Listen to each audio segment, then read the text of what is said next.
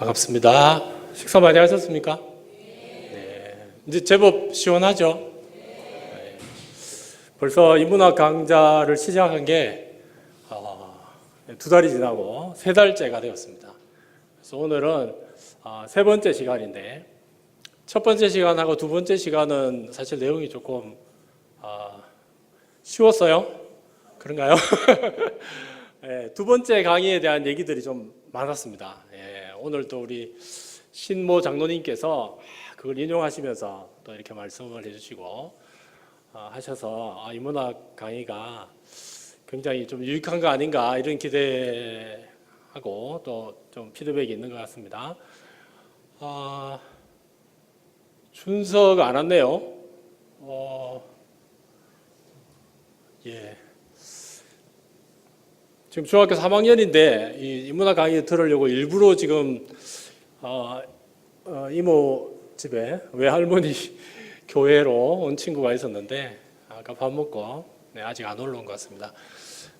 첫 번째, 두 번째 강의 때는 우리 참여하지 못했던 우리 청년부가 오늘 청년부 예배를 이 시간으로 통합해서 지금 앞에 여기 자리를 앞뒤로 자리를 하고 있습니다.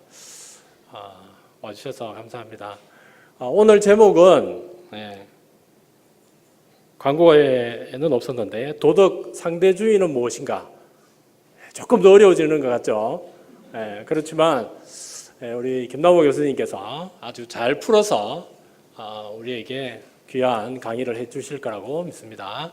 자, 우리 김남호 교수님 나오실 때 큰 박수로 환영하겠습니다.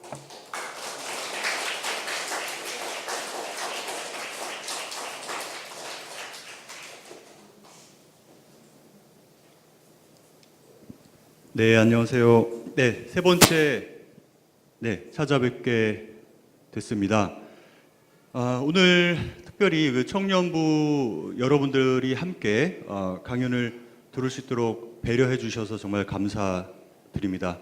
오늘 특히 젊은 분들, 청년부들에게 특히나 유익한 내용이 될 것 같습니다. 오늘 주제는 도덕 상대주의란 무엇인가라는 그런 이제 주제인데요. 보시면 굉장히 흥미로울 것이라고 생각합니다. 한국뿐만 아니라 유럽, 미국의 젊은 계층에서 도덕 상대주의가 확산되고 있습니다.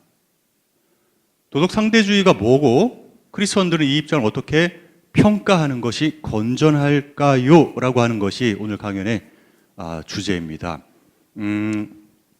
우리 강연의 맨 마지막 때 제가 다시 한번 얘기를 드리겠지만 우리 신앙생활 하시는 분들 중에 이렇게 생각하시는 분들이 계신 것 같아요.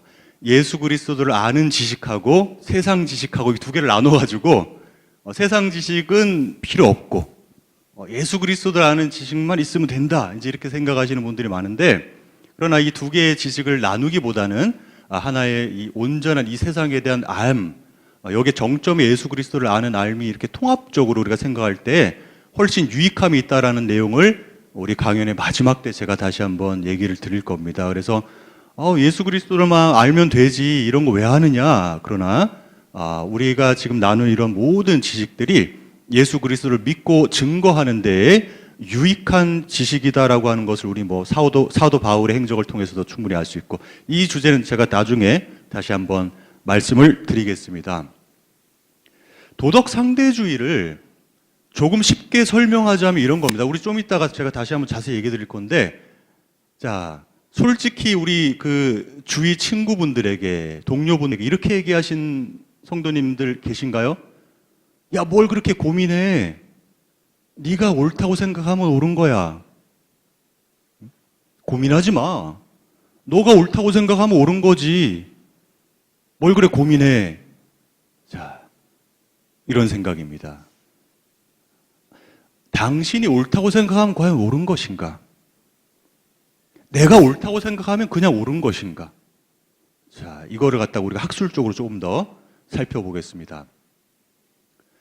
자, 그 전에 우리가 잠깐 얘기해 볼 내용은 우리가 인간으로 태어났습니다. 인간으로 살고 있는데 인간으로 살아간다라고 하는 것이 도대체 뭐냐? 많은 의미가 있겠지만 그중에 오늘 내용과 관련해서 생각해 볼 내용은 인간으로 살아간다는 것은 선택한다는 것이다 라는 점입니다. 이게 참 재밌는 점이에요. 우리가 인간으로 태어났기 때문에 뭘 선택합니다. 대학교 어디 갈까, 어느 학과 갈까 선택하고, 그죠? 또 우리 뭐 배우자 누구랑 또 결혼을 할까 선택하고, 또 어떻게 하면 우리 엄마 아빠를 좀 더 기쁘게 해드릴까 선택하고, 또 우리 부모님들은 어떻게 하면 우리 자녀들에게 좀 더 좋은 추억을 만들어줄까 선택합니다. 자, 물론 심리학적으로 보면은 우리가 일상에서 하는 대부분의 행동은 거의 무의식적이에요. 선택의 결과가 아니라 무의식적으로 하는 행동들이 거의 대부분입니다.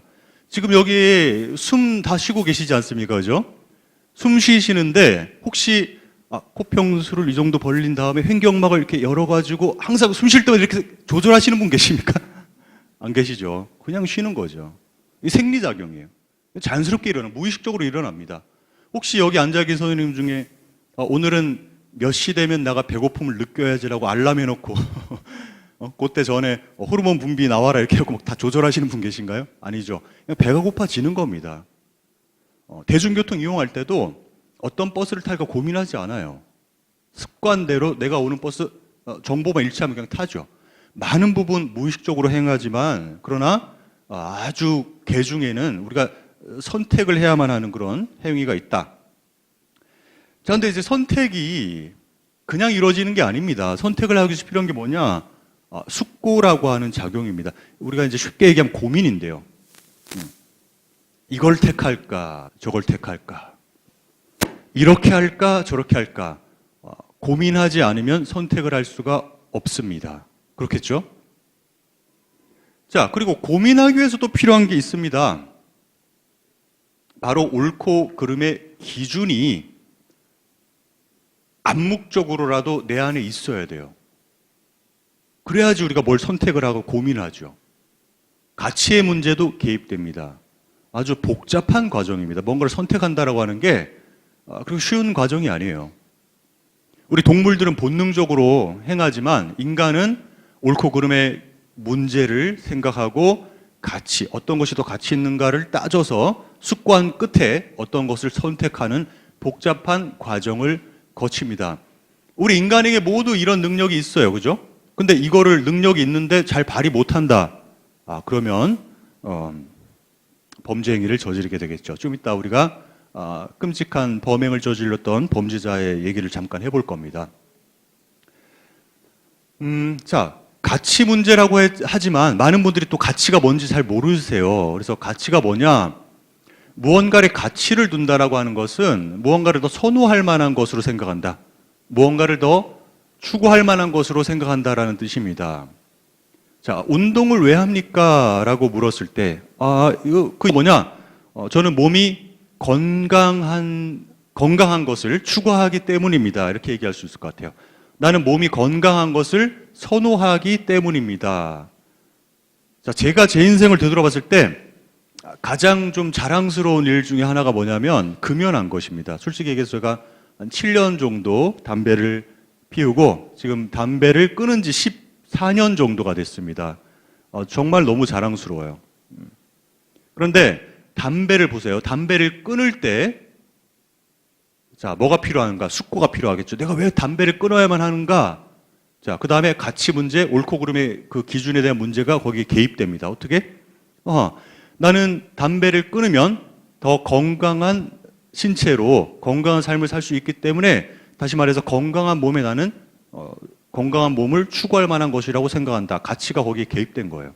그래서 금연을 한 것이고 지금까지 제 자신의 자랑스러워하면서 살게 되는 겁니다. 매사 이런 식이에요.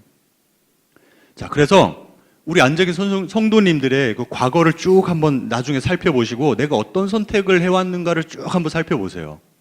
그러면 내가 무언가의 옳고 그름을 선정하고 있는지, 기준을 정하고 있는지, 내가 어디에 더 추구할 만한 것으로 지금까지 살아왔는지가 쭉 보입니다. 그거를 부정할 수 없어요. 그건 거짓말을 할 수가 없습니다. 왜? 내 과거에 이미 찍혀 있기 때문에 그래요. 자, 선택이라고 하는 행위가 얼마나 중요한가. 제가 이제 대표적인 사례 하나를 보여드릴 텐데요. 퓰리처상이라고 하는 상이 있습니다. 아마 들어보신 성도님들이 계실 거예요. 자, 퓰리처상은 신문 왕으로 불려온 헝가리계 미국인 언론인 조지 퓰리처의 유언에 따라서 1917년에 제정됐습니다. 그래서 퓰리처상은 기자들, 보통 사진 기자들에게 많이 이제 돌아가는데 1년에 한 번 발표가 되고 저 사진 기자들에게 수여되는 저 퓰리처상은 노벨상으로 불립니다. 기자들의 노벨상이다. 그 말은 뭡니까? 그만큼 큰 영예가 있는 상이고 그만큼 받기가 어려운 상이다. 자, 왜 받기가 어렵냐? 어렵습니다. 저한테 퓰리처상 역대 그 사진집이 있습니다. 거기 보시면은 정말 기가 막힌 사진들이 많이 있는데 퓰리처상을 받기 위해서는 일단 시대적으로 사회적인 어떤 상징성이 우리가 있을 만한 그런 사건이 터지는 현장에 내가 있어야 돼요.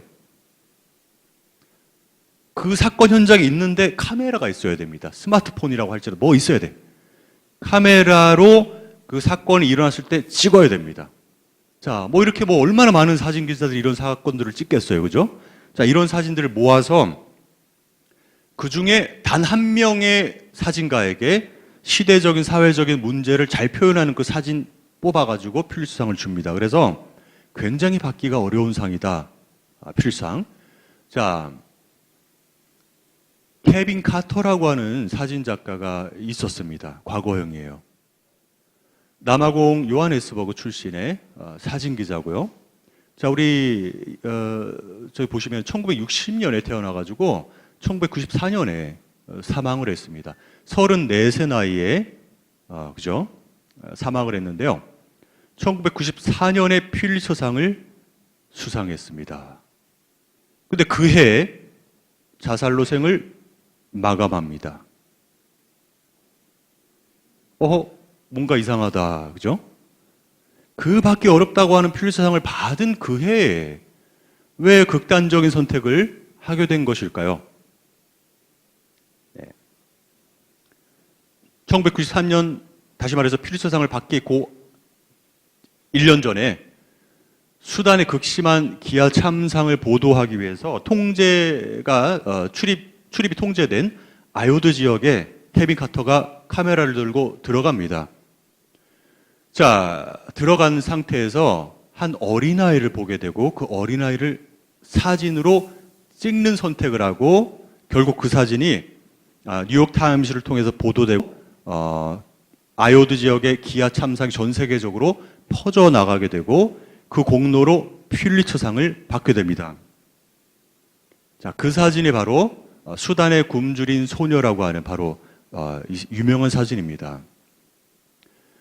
케빈 카터에게 퓰리처상을 안겨준 바로 그 사진인데요. 저 사진 한번 보면 일세요. 자, 우리 어린아이를 키워본 우리 어르신분들께서는 아마 공감을 하실 텐데요. 어린아이가 자연 상태에서 저런 자세를 취하는 것은 거의 불가능합니다. 물론 할 수는 있겠지만 어린아이들이 불편하기 때문에 저런 자세를 취하지 않아요. 아무리 졸려도 저렇게 자진 않습니다. 자, 저 어린아이가 지금 저렇게 있는 것은 결국에는 어떻게 보면 이 힘이 없기 때문에 바닥에 꼬꾸라진 상태다. 힘이 지금 없어요. 꼬꾸라진 상태입니다. 정상적인 가정에서 태어났다고 한다면 부모님에게 재롱을 부리고 할머니 할아버지에게 사랑을 듬뿍 받을 그 나이에 저렇게 허허벌판에 열기가 뜨거운 땅 위에 몸이 꼬꾸라진 상태로 저렇게 누워 있습니다. 자, 어린아이 뒤에 뭐가 있습니까? 독수리 한 마리가 보고 있죠.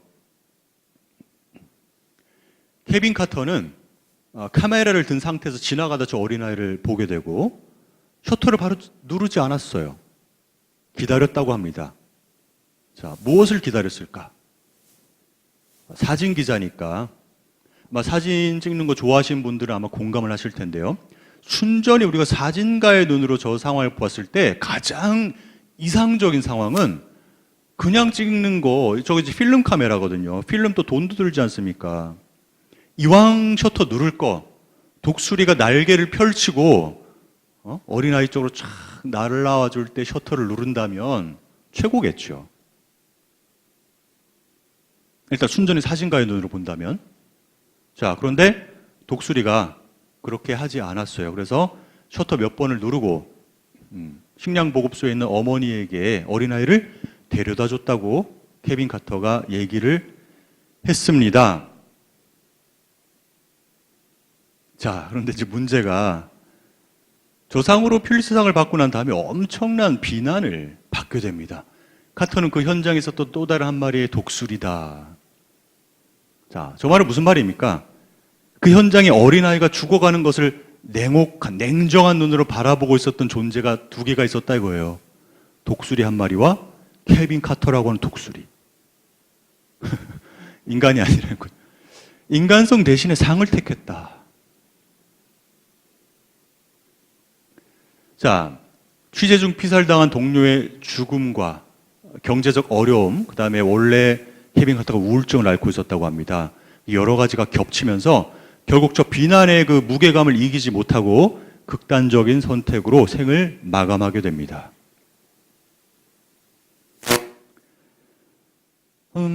인생의 희극과 비극이 한 해에 펼쳐졌는데요. 저렇게 된 이유가 뭐냐? 바로 그 어린아이 앞에서 사진을 누를 것인가 말 것인가라고 하는 그 선택의 기로에서 그가 선택했던 결과입니다. 뭐 제가 얘기 안 해도 알겠지만 한순간의 선택이 얼마나 중요한지, 그죠? 요즘 뉴스를 통해서 아마 너무나 잘 아실 거예요. 자, 이것은 이제 케빈 카터만의 문제가 아니다 이거죠. 자, 우리 성도 여러분들 한 명 한 명이, 한 분 한 분이 케빈 카터가 섰던 그 자리에 만약 카메라를 들고 서 있다고 가정을 한번 해보세요. 사진을 찍으셨을 것입니까? 아니면은 아이를 구하기 위해 구조대를 부르러 갔을 것입니까? 자, 이렇게 생각할 수 있어요. 세 번째 가능성이 있지 않겠냐? 사진을 찍고 난 다음에 어린아이를 구해주면 될 일석이조 아니냐? 이렇게 생각하실 수도 있는데, 자, 그거는 배제했습니다. 왜냐하면 우리가 결과적으로 그 어린아이가 생존했다라고 하는 사실은 지금 우리가 알지만 그 현장에서는 그 어린아이가 지금 죽을지 안 죽을지 몰라요. 아무도. 찍고 있는 중에 죽을 수도 있단 말이죠. 그러니까 딱 두 개밖에 없다고 우리 가정하는 거예요. 지금 사진을 찍는 쪽으로 선택하거나 아니면은 사진기 내려놓고 어린아이를 구하는 쪽으로 선택을 하거나.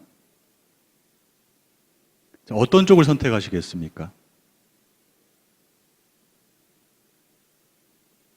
자, 거수 투표로 우리가 확인해 보면 재밌는데, 우리 또 교회 공동체라서, 네. 그죠? 네. 자, 이제 사진을 찍었을 것이다 라고 이제 이렇게 손드는 분들의 대표적인 입장은 이거예요.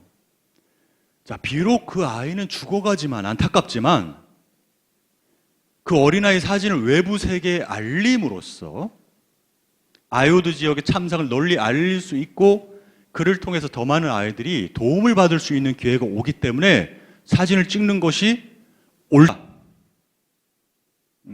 도덕적 옳고 그름의 문제입니다. 옳다 이거예요.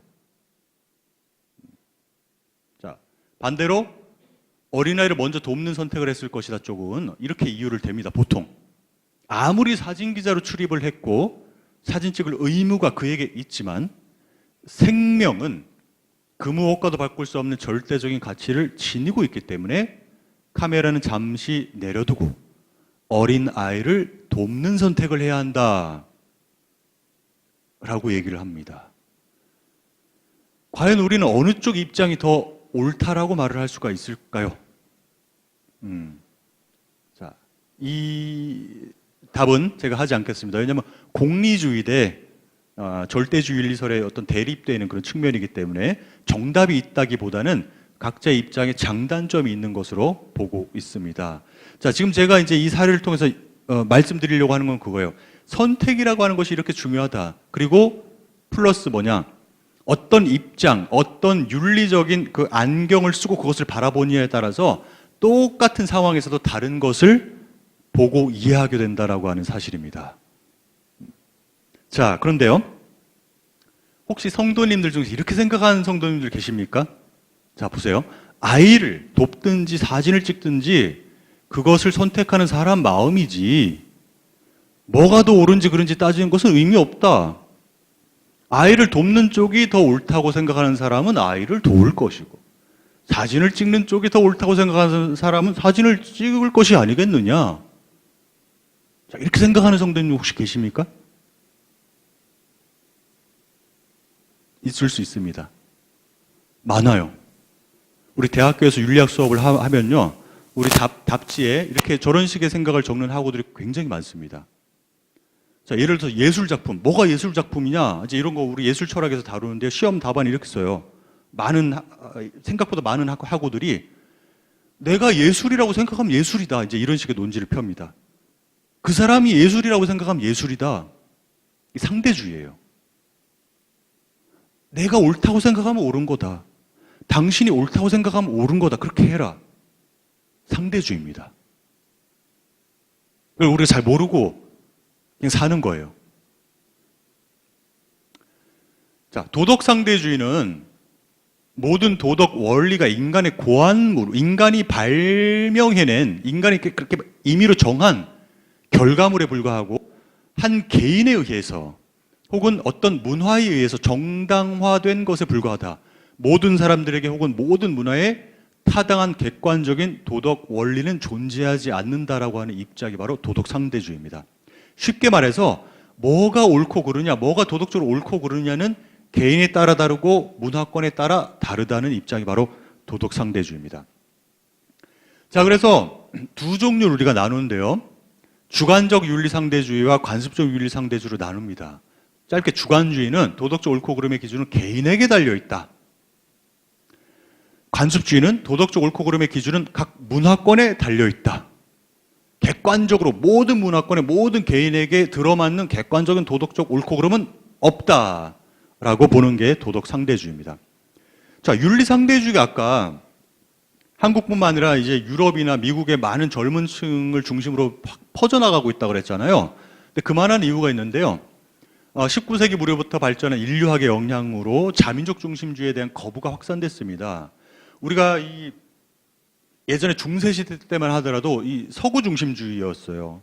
그래서 그 그러니까 유럽 이외에 사는 사람들을 인간으로 볼 것인가. 실제 중세시대 신학자들 이거 갖고 논의했습니다. 원주민들, 그러니까 아주 그 낯선 환경에 살아가는 그 원주민들을 우리 인간으로 우리가 볼 것인가 말아야 할 것인가. 이 정도로 심했습니다. 자, 그런데 이제 19세기 무렵부터 문화 인류학이 발전하면서 우리가 지금 원시적이라고 단순히 생각했지만 그 사람들의 문화를 가만히 보니까 그 안에 나름의 규칙이 있더라. 근데 그 규칙이 뉴욕에 사는 사람들이나 서울에 사는 사람들이나 그 밑바탕에 있는 규칙이 겹치는 규칙이 참 많구나라고 하는 사실을 알아내기 시작한 겁니다. 그러니까 표면으로는 다른데 그 밑을 파보니까 인간의 삶의 모습이 공통점이 많더라는 거예요. 그래서 뭔가 이 낯설다고 해서 그 문화를 무조건 이렇게 원시적이다, 폄하하는 그런 시각이 점점 사라지기 시작했습니다. 자, 2차 세계대전에 어떤 우리 나치 정권, 어떤 과오를 범했는지 너무나 잘 알고 있죠. 자, 그때 우리 안타까운 일이지만 유대인들을 많이 학살을 했습니다. 지금도 이제 독일 사회에서는 교육적으로 아주 뼈저리게 그 부분에 대해서 반성을 하고 있고요. 독일의 역대 총리들이 이 서양 문화권에서 이게 무릎 꿇고 앉는 것 자체가 되게 평범한 일은 아니에요. 왜냐하면 아시는 분 아시겠지만 유럽에 이렇게 살아보시면은 보통 식탁에 이렇게 앉고 의자에 앉습니다. 우리 한국 문화권에서는 방바닥에 앉지만 유럽 사람들 그렇지 않거든요. 그런 문화에 있는 사람이 무릎을 꿇는다라고 하는 건 굉장히 특별한 의미가 있어요. 근데 역대 독일의 총리들이 그 유대인의 그 사망자들을 위로하기 위해서 그 기념적인 장소에 항상 무릎을 꿇고 헌화하면서 눈물을 흘리는 그런 장면들이 그건 진심입니다. 또 뼈저리게 반성하고 있는데 그때 유대인을 가려내기 위해서 아주 별의별 방법이 다 동원됐는데요.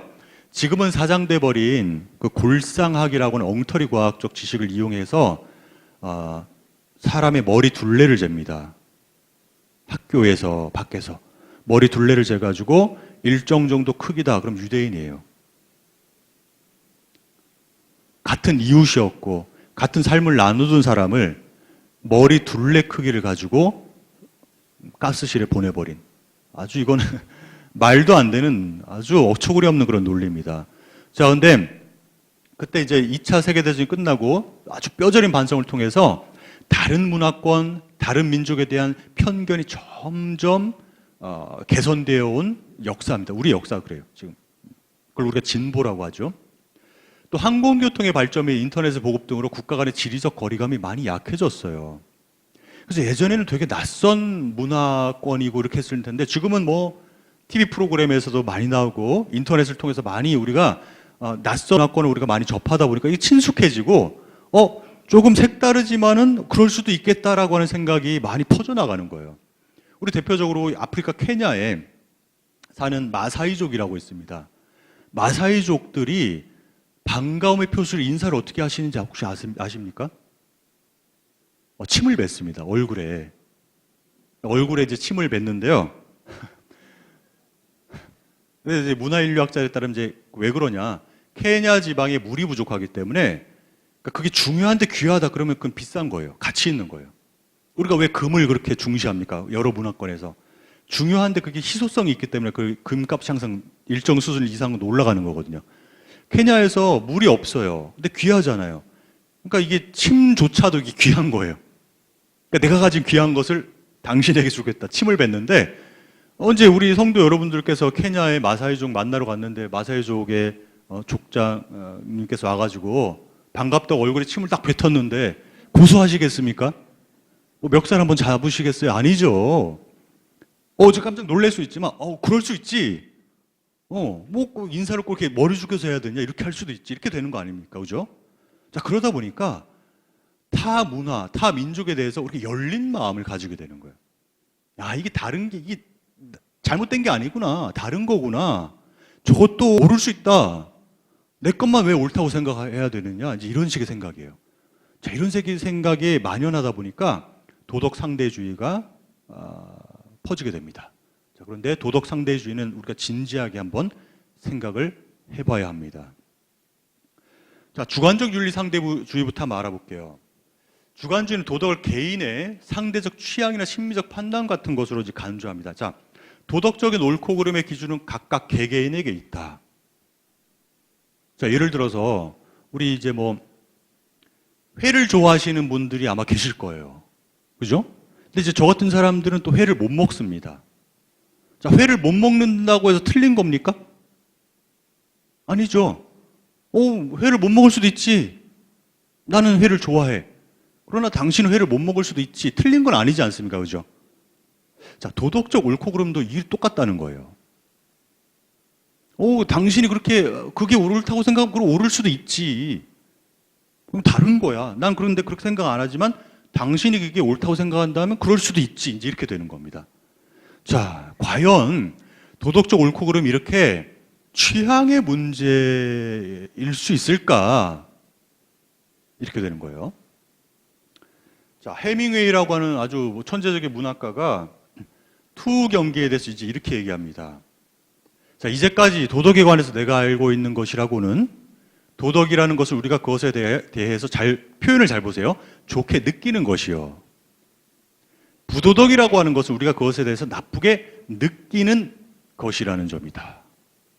이러한 도덕 기준으로 판단해 보건대 내가 이 도덕 기준을 옹호하지 않지만 옹호하지 않는다고 해놓고 뭐라고 하느냐. 투는 내게 매우 도덕적인 것이다. 왜냐?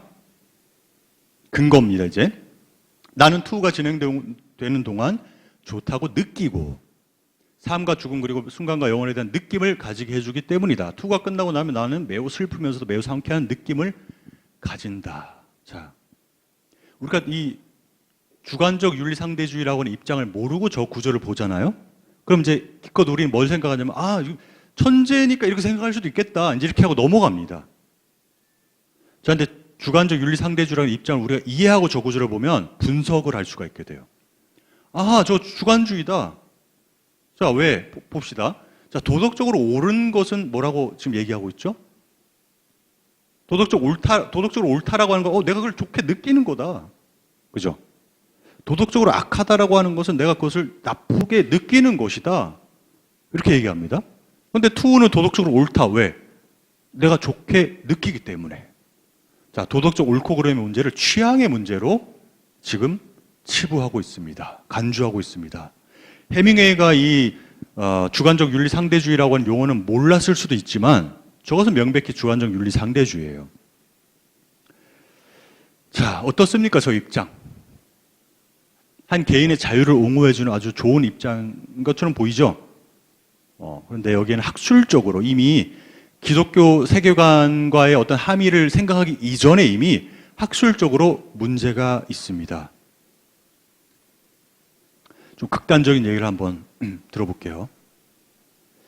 자, 테드 번디라고 하는 연쇄살인마. 자, 미국의 연쇄살인마고, 테드 번디는 그 범죄 역사에서 아주 안 좋은 의미에서 한 획을 그은 범죄자고요. 연쇄살인이라고 하는 단어를 만들어내게 한 그런 범인입니다. 자, 테드 번디가 1974년부터 78년 동안 35명 이상의 젊은 여성을 살인을 했습니다. 영화 양들의 침묵의 소재가 되기도 하고 1989년에 전기 의자에서 사형을 당하게 되는데요. 그때 테드 번디가 사형당하는 그날 사형 선고 폐지를 외치던 사람들이 앞에 나와서 아무도 시위를 안 했답니다. 차마 나는 사형제도를 폐지를 지지하지만 차마 테디 번디에 의해서 희생된 젊은 그 여성들의 가족들, 울부짖는 가족들 앞에서 차마 사형제 폐지하자는 팻말 못 들겠다는 거예요. 그 정도로 사회적인 충격을 줬던 그런 범죄자인데요. 자, 테드 번디가 깔끔한 저 정장을 입고 앉아있는 곳이 법정이고 지금 자기가 자기 변호를 하는 참 어처구니 없는 모습입니다. 변호사도 자기가 하겠다고요. 변호도. 자, 물론 성공할 리가 없겠죠. 자, 테드 번디가 살아생전에 많은 범죄 심리학자들에 의해서 연구가 되고 녹취록에 남겨졌습니다. 왜냐? 추후에 비슷한 사건이 일어날 때 저것을 이제 우리가 추측하고 예방하기 위해서 연구를 해야 된단 말이죠. 살아생전에 남겼던 테드 번디의 녹취록이 바로 이 내용입니다. 아마 여성 취조관 앞에서 지금 얘기를 하고 있는 것 같아요. 그 녹음한 거를 갖다 지금 적어 놓은 거거든요. 잘 보세요. 자, 이 타인들이 누구인가 나는 자문해봤지. 그러니까 자기가 살인한 사람들, 자기가 살인당한 사람들입니다. 인권을 지닌 다른 인간들인가? 돼지, 양, 소와 같은 동물을 죽이는 것보다 인간이라는 동물을 죽이는 것이 왜 더 그런 일인가? 돼지의 생명이 돼지에게 중요한 것보다 당신의 생명이 당신에게 더 중요하단 말인가? 왜 전자보다 후를 위해서 나의 쾌락을 기꺼이 희생해야 하는가? 나의 사랑스러운 아가씨, 내 당신에게 분명히 말하지만 내가 햄을 먹을 때 취할 수 있는 쾌락과 내가 당신을 강간하고 죽임으로써 기대하는 쾌락 사이는 절대적인, 이제부터 보세요. 절대적인 그 어떤 차이도 없소. 자, 이는 나의 자발적이면서 구속받지 않은 자아의 가장 진지한 성찰 끝에 내가 받은 교육에서 내가 이끌어낸 정직한 결론이요.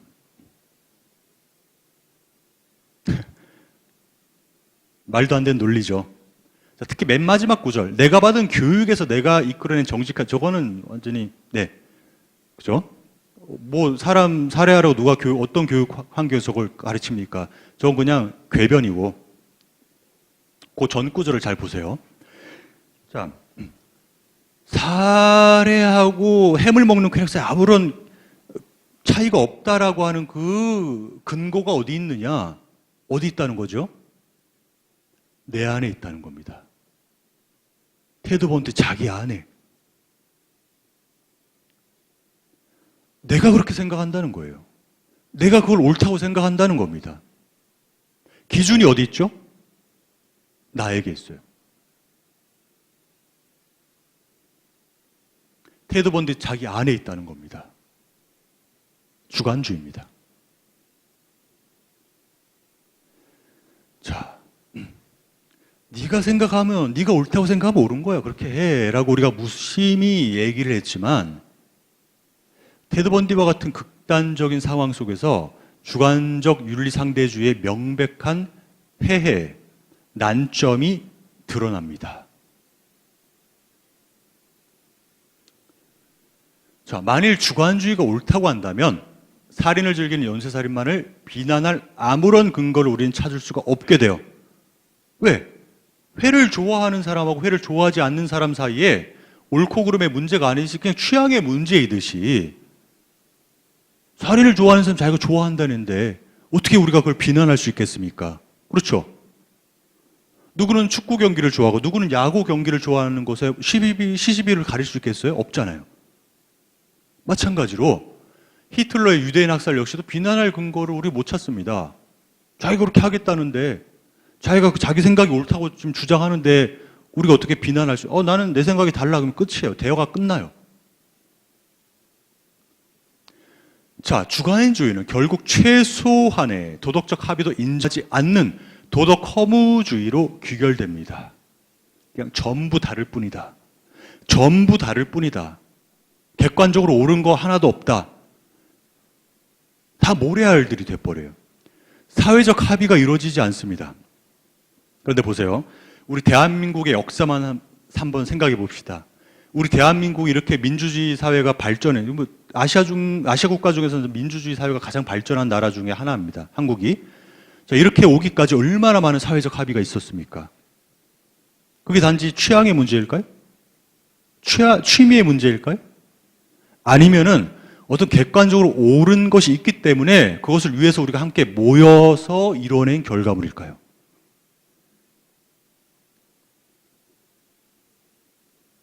자, 주관주의는 이렇게 학술적으로 일관적으로 우리가 고수하기 굉장히 힘든 입장입니다.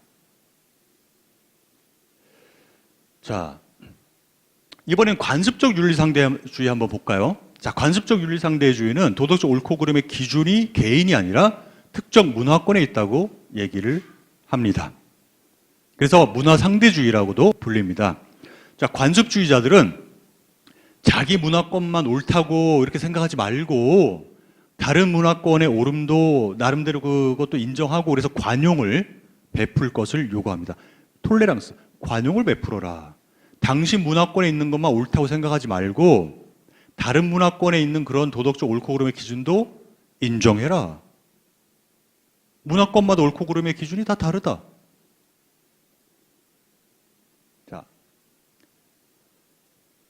스테파니 웰시라고 하는 언론인이 퓰리츠상을 받았습니다. 아까 케빈 카터 같은 상을 받았는데요. 스테파니 웰시에게 퓰리츠상을 받게 만들어준 사진이 바로 저 두 장의 사진입니다. 자, 우리 화면상에 이제 왼쪽에 보시면 어떤 한 사람이 웅크리고 있고요. 그 웅크리고 있는 그 앞쪽, 이제 우리 화면 쪽에서 이제 앞쪽을 보시면은 검은 흔적이 보이죠? 저 검은 흔적이 핏자국입니다. 우리가 일상생활하면서 저 정도 피를 흘린 걸 본 적이 있으십니까? 굉장히 다량의 피가 지금 바닥에 지금 떨어져 있는 상황입니다. 굉장히 이제 많은 양의 피예요. 저 정도 흘렸다는 거는. 자, 그 다음에 그 옆에 있는 사진을 보시면 우리가 이제 그 카메라를 조금 아시는 이제 성도님들은 이해하실 텐데 아프리카는 광양, 햇살이 풍부한 곳이에요. 자, 햇살이 풍부한 곳이라서 웬만하면은 저렇게 인물이 흔들리는 사진을 찍기가 쉽지 않습니다. 햇살이 많아요. 그래서 셔터 속도가 충분히 확보가 돼가지고 이렇게 되는데 저 사진을 보시면은 잘 보시면은 초점이 흔들려. 인물이 흔들려 있어요. 아프리카에서 지금 찍었는데. 자, 저거는 딱 한 가지 가능성밖에 없어요. 저기 찍힌 사람들의 굉장히 심한 몸부림을 치고 있다. 저 어떤 일이 벌어지길래 저렇게 피를 흘리고 있고 몸부림을 치고 있을까? 광량이 풍부한 곳에서 인물의 모습이 흔들릴 정도로 어떤 상황일까요? 바로 여성 할례가 펼쳐지는 그런 상황입니다. 여성 할례는 여성의 성기 절제술입니다. 저게 이제 아프리카의 여러 나라에서 저게 시행되고 있고요. 물론 이제 통계, 이 횟수, 저거 이제 수치는 많이 이제 변할 수 있어요. 시간이 지남에 따라서. 근데 이제 저기 나와 있는 자료로만 봤을 때 매년 시술을 받는 여성들의 수는 200에서 300만 명이고 하루에만 6천 명 정도의 여자아이들이 할례를 받다 죽음의 위기에 내몰리고 있다고 나옵니다. 수치는 변할 수 있습니다. 지금도 많은 어린아이들이, 여성 어린아이들이 할례를 받다가 목숨을 잃는다. 자, 할례를 왜 하는가? 그 문화권에 있는 어르신들은 이렇게 이제 보통 유혹을 한다고 합니다. 할례를 하면은 피부가 고와진다. 할례를 하면은 남편과의 이익이 돈독해진다. 이런 식으로 실제로 꿰낸다고 합니다. 그리고 할례를 할 때요, 마취제 없어요. 지혈 뭐 없어요. 그냥 유리 조각, 이런 걸로 잘라내는 거예요. 자, 그래서 과다출, 아까 보셨죠? 피 흘린 거 보셨죠? 과다출혈로 죽는 거예요. 어쩔 수 없어요. 자, 살아났다고 할지라도 평생 장애를 가지고 살아간다고 합니다. 관습적 윤리상대주의는 여성 할례 문제에서 어떻게 옹호를 할 수 있을까요? 자, 낸시 셰퍼 휴즈와 같은 인류학자가 여성 할례에 대해서 이렇게 옹호 발언을 했습니다. 저분 여성인데요. 나는 내가 아는 그 어떤 여성보다 음액 절제술이라는 방식을 좋아하지 않는다. 그러나 나는 자신들의 판단을 강요하는 서구적인 이성의 목소리는 더욱더 좋아하지 않는다.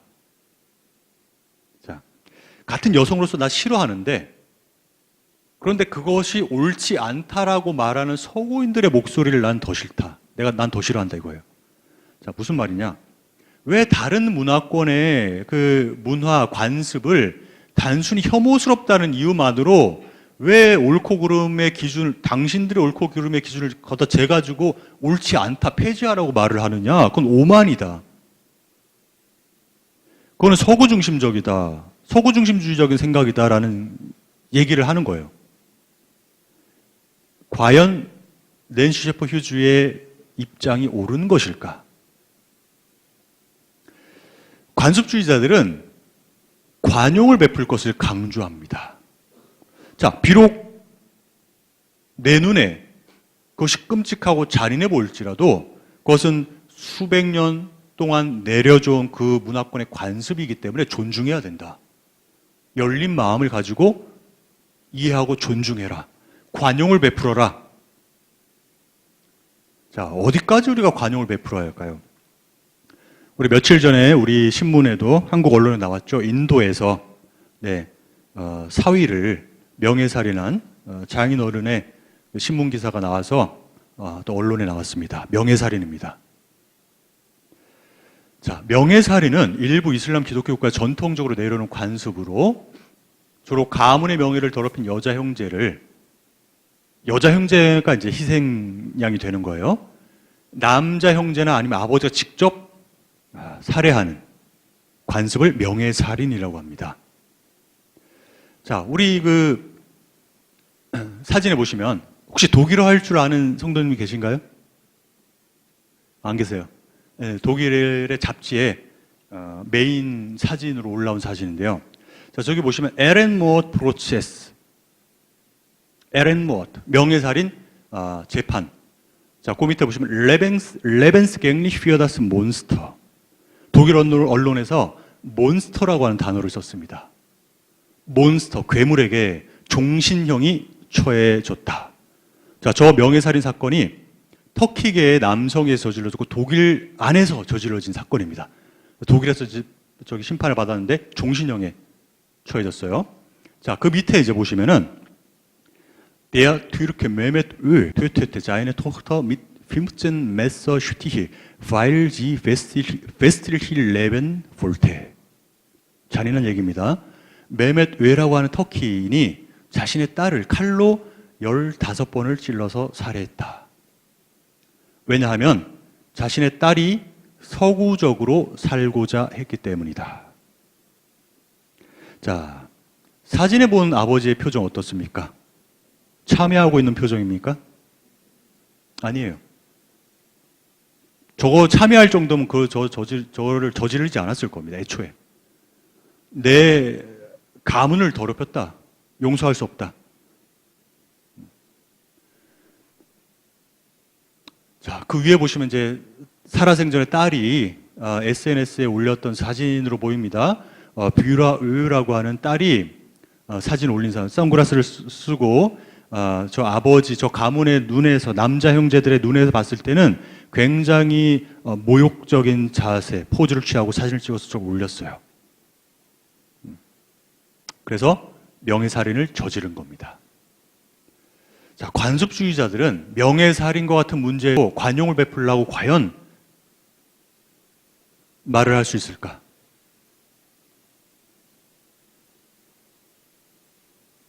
제가 보통 이런 상황을 듭니다. 자, 만약에 여러분들이 터키나 인도에 배낭여행을 갔다고 생각해 봅시다. 하루를 다 보내고 호텔에 들어가서 고단한 이제 몸을 이제 누워서 잠을 자고 있는데 새벽에 누군가 똑똑똑똑 문을 막 두드려요. 호텔 문을 두드려가지고 갈고리가 이제 있으니까 다 문을 탁 열었는데 피 흘린 어떤 젊은 여성이 앞에서 도와달라고 얘기한다. 자기 아빠가 쫓아오고 있다. 복도로 보니까 아버지가 흉기를 들고 복도로 걸어온다. 만약에 호텔 안에 있는 사람이 만약에 관습주의자라고 한다면 도와줘야 될까요? 도와주면 안 돼요. 왜? 명예살인은 그 풍습이니까. 관용을 베풀려고 자기가 했잖아요. 미안하다. 난 널 도와줄 수 없다. 문 닫아야 돼. 자, 이런 상황을 들잖아요. 감히 문을 닫아야 된다고 손든 사람이 없어요. 왜? 우리의 직관, 우리의 상식에 반하는 행동이기 때문에 그래요. 관습주의자를 어떻게 저거를 일관적으로 옹호할 수 있을까요? 대단히 어려워 보입니다. 자, 관습주의라고 하는 이 입장에 난점 중에 첫 번째 난점 뭐냐? 관용이라고 하는 가치는 왜 예외적으로 받아들여야 하는가라고 하는 난점입니다. 자, 저기 무슨 말입니까? 자, 보세요. 관습주의자 이렇게 생각했어요. 자, 도덕적 옳고 그름, 객관적인 옳고 그름 없습니다. 문화권마다 기준이 다 다르고 문화권마다 다 다릅니다. 그러므로 다른 문화권에 관용을 베풀어야 합니다. 자, 여기에 논리적인 약점이 있어요. 자, 뭐냐? 자, 도덕적 옳고 그름 없다 그랬죠. 그죠? 객관적인 옳고 그름 없다 그랬죠. 자, 그래 놓고 자기는 뭐라고 얘기하죠? 관용을 베푸세요. 자기 모순이에요. 왜? 관용을 베푸르라고 하는 거는 지금 도덕적으로 객관적으로 지금 옳은 거로 상정하고 있잖아요. 모든 문화권에 있는 사람이 지켜야만 하는 보편적인 원리로 자기가 지금 얘기하고 있는 거지 않습니까? 자기가 아까 그 전에는 그런 게 없다고 했는데 왜 관용을 베풀라라고 하는 자기의 주장은 모든 문화권을 초월해서 옳은 것으로 받아들여야만 하죠? 앞뒤가 안 맞는 거예요. 자기 모순입니다. 자, 이런 식의 반론은 상대주의, 그 어떤 상대주의, 어떤 유형의 상대주의라고 하더라도 항상 발목을 붙잡는 반론인데요. 플라톤이 이런 식의 반론을 맨 처음에 간파해냈습니다. 자, 두 번째 반론은 문화의 범위가 너무 애매합니다. 그 문화권에서 그런다더라. 그 문화권이 도대체 뭘 얘기하는 거예요? 지리적인 어떤 이게 경계를 얘기하는 겁니까? 자, 그럼 예를 들어서 한국 음식 문화권에서는 개고기 먹는 게 허용된대 이렇게 얘기하지 않습니까? 그럼 이제 저 같은 개고기를 못 먹는 사람은 한국 문화권에 이제 속하지 않게 되는 건가요? 한국 사람인데? 이 문화권의 개념이 뭐예요? 한국이라고 하는 국적을 가진 사람을 얘기하는 건지 아니면은 개고기 먹는 모든 사람들 다 얘기하는 건지 그럼 굳이 한국 사람만 뭐 미국 사람인데 만약에 개고기 먹는다 그럼 한국 문화권이 뉴욕에 살아도 한국 문화권에 사는 사람을 치부해 버려야 돼요. 이렇게 되면은 뒤죽박죽 혼란이 되죠. 그래서 문화권이라고 하는 단어를 우리가 높게 쓰지만 애매하다. 자, 세 번째 반론은 조금 무게감이 있는 반론이라고 생각됩니다. 중요한 가치들의 토대를 훼손하지 않느냐. 자, 관습주의가 참이라고 한다면 문화와 전통이라는 이름으로 자행되는 잔혹한 행위에 대해서 우리가 정당하게 비판할 수 없게 됩니다. 관습이라는 이유만으로 행해진다고 해서 그걸 다 우리가 옳은 것으로 받아들여야 하는가? 그건 아닌 것 같다는 겁니다. 만약에 그 관습이 한 개인의 행복을 파괴하고 한 개인의 생명을 파괴하는 그런 관습이라고 한다면 그것은 악습이고 충분히 우리가 그것을 폐기시켜낼 만한 정당성을 가지는 것이 아닌가라는 생각을 할 수 있는 거예요. 자, 우리가 다음 시간에 우리가 절대주의 윤리설에 대해서 한번 알아볼 텐데요.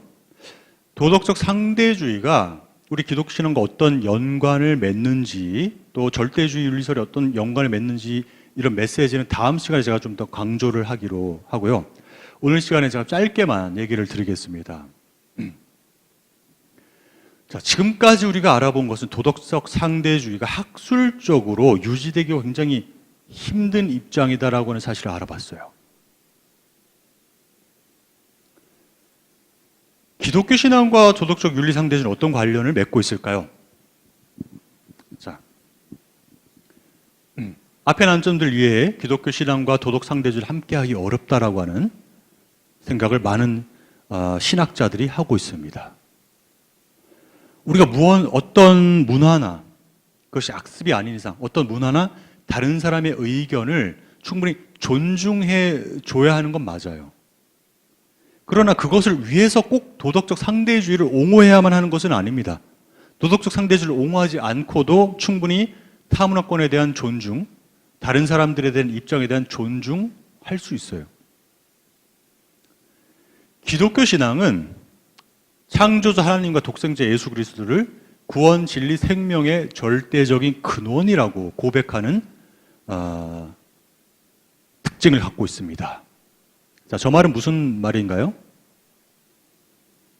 모든 사람, 모든 문화권을 초월해서 인간이라고 하면 걸어야만 하는 길이 있고, 그죠? 모든 문화와 모든 개인의 성향과 습관과 관습을 초월해서 인간이라고 한다면 찾고 지켜나가야만 하는 진리가 있다라고 하는 것을 고백하는 신앙이 기독교 신앙이다. 그게 뭔지 우리가 확실히 알 수 없을 수도 있어요, 지금. 우리가 알아가는 과정 중에 있을 수도 있습니다. 어쨌든 간에 기독교 신앙이라고 하는 건 도덕적 상대주의와 굉장히 함께하기 어렵다. 모든 문화와 모든 개인을 초월해서 우리가 함께 누리고 향유해야만 하는 그 생명이라고 하는 것이 있다. 라고 하는 것을 선포하고 믿고 함께 나누는 신앙이 바로 우리가 믿고 있는 신앙입니다. 자, 그래서 누군가에겐 저게 옳고 누군가에겐 이게 옳고 어떤 문화권에서는 그게 옳고 이 문화권에서는 그게 옳고라는 식의 상대주의적인 윤리관과는 우리 기독교 신앙은 함께하기 힘들다. 자, 그래서 행여나 우리가 도덕적 상대주의적인 생각을 갖고 이제 우리가 살아왔다고 한다면 과연 거기에 대해서 우리가 좀 진지하게 좀 이 기회를 통해서 생각해 보시고 그다음에 과연 도덕적인 옳고 그름이 개인의 취향의 문제인가를 한번 잘 생각해 보세요. 아까 이제 우리 함께 나눴던 그 얘기를 통해서 자, 그렇다 보면은 그것을 너머에 모든 사람들이 우리가 동의할 수밖에 없는 도덕적 어떤 옳고 그름이 있지 않겠느냐라는 생각을 하게 됩니다. 그리고 기독교 신앙으로 그 지점과 연결이 되어 있습니다. 수많은 성경 구절들이 있어요. 너무나 많기 때문에 오늘 수업에서 딱 한 구절만 제가 인용을 하고 함께 읽고 묵상을 하고 마치도록 하겠습니다.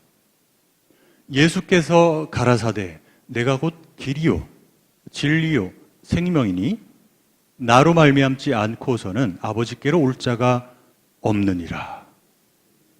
모든 문화와 모든 인간의 성향과 습관과 기질과 성격을 초월하는 말입니다. 우리가 믿는 신앙 바로 이런 신앙이죠.